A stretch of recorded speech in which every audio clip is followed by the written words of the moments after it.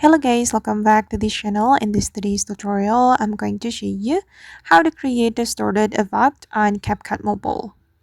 Okay, let's get into it guys. Here I have opened my CapCut application, and first thing first, I'm going to open up my project.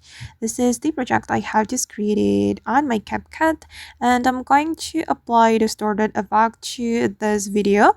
We can go to the effect menu and select the video effect. In this video effect, you need to select the distortion effect. You can scroll all the way to the right around here to find this effect distortion. Okay, and then you can choose the type of the distortion effect you want to apply to your video.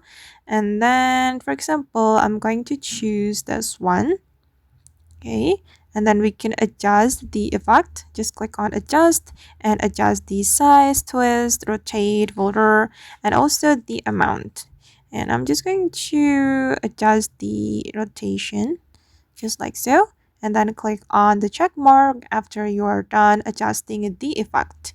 And I'm going to make the effect align with my video, and this is the distorted effect. Alright guys, and that's all the way to create distorted effect on CapCut Mobile. I hope this video will be useful for you. Thank you so much for watching, and see you in the next video.